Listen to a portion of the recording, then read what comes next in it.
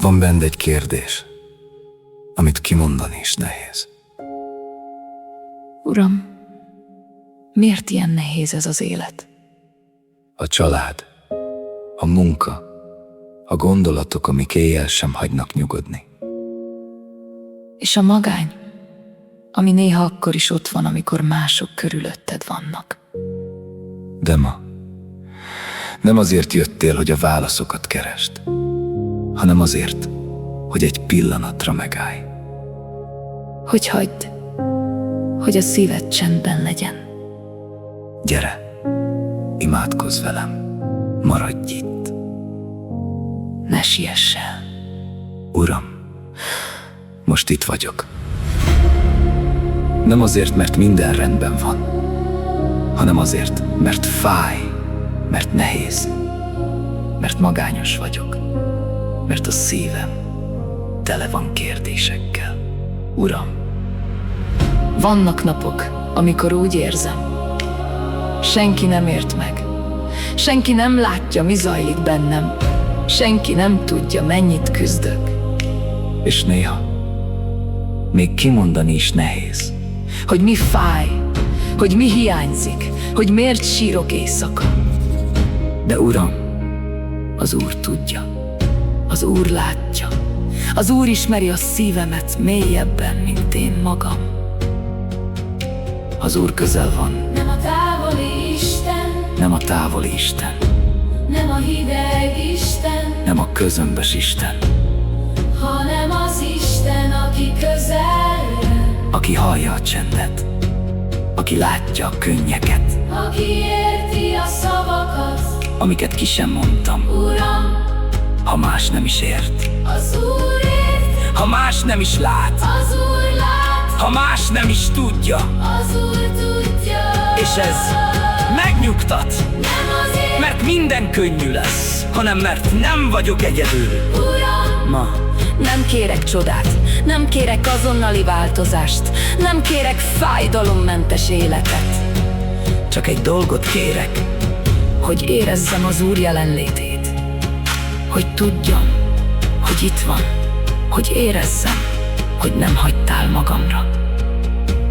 mert ha az Úr velem van, akkor a fájdalom sem lehetetlen, a magány sem végleges. a nehézség sem reménytelen.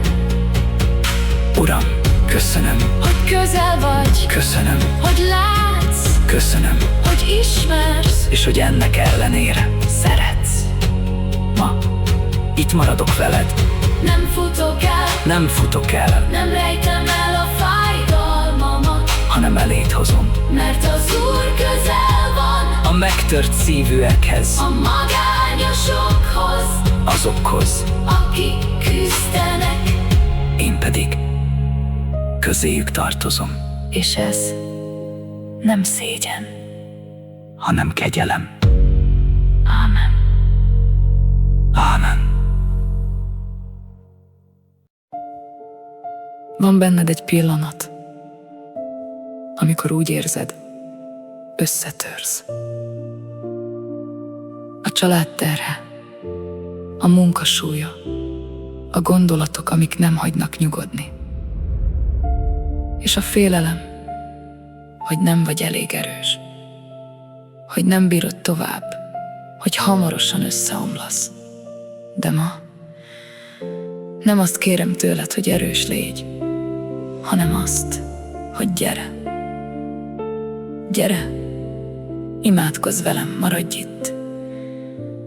Ne siess el. Uram, gyenge vagyok. Nem szeretem bevallani. Nem szeretem mutatni. Nem szeretem érezni.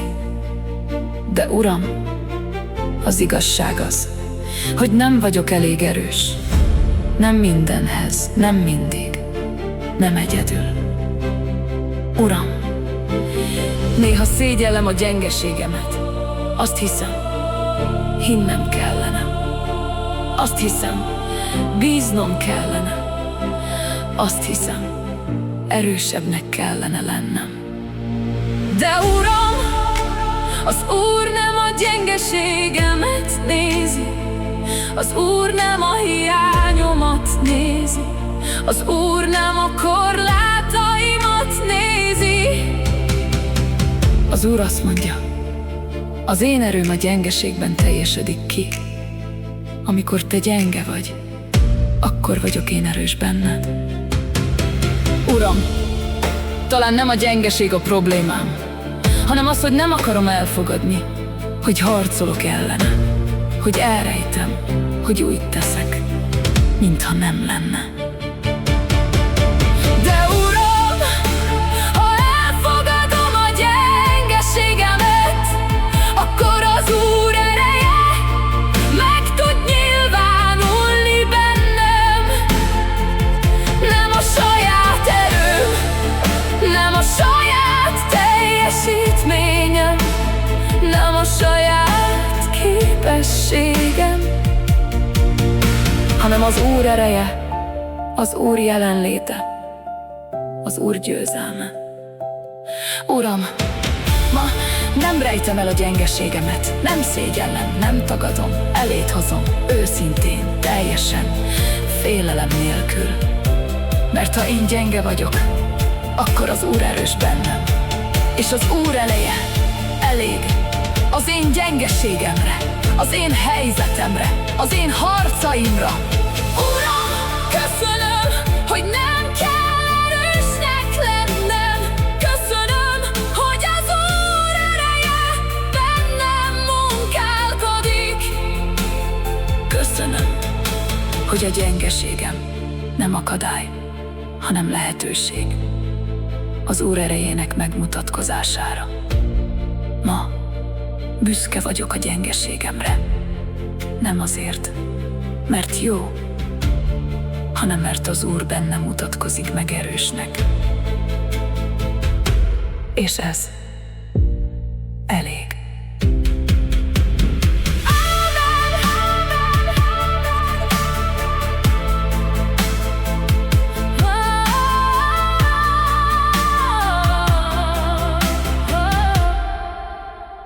Ámen. Van benned egy ima, amit újra és újra elmondtál, de válasz nem jött. A család, a munka, a pénz, a gondolatok, minden ugyanaz maradt. És a szíved kérdezi, Uram, hallasz engem egyáltalán? Ma nem azt ígérem, hogy minden választ megkapsz, hanem azt, hogy itt lehetsz a csendben, hogy megállj, hogy lélegezz, hogy ne fuss tovább. Gyere, imádkozz velem, maradj itt, ne siess el, Uram. Voltak imáim, amiket újra és újra elmondtam, reggel, este, könnyek között, csendben, kiáltva, és úgy tűnt, nem hallottál meg, nem válaszoltál, nem változott semmi. Uram, néha azt hittem, talán nem figyelsz, talán nem érdekel, talán mások imái fontosabbak. De Uram, az Úr hallgatása nem üresség, az Úr csendje nem elutasítás, az Úr válaszának hiánya nem közömbösség, mert az Úr akkor is dolgozik, amikor én nem látom, az Úr akkor is válaszol, amikor én nem hallom. az Úr akkor is közel van, amikor távolinak érzem.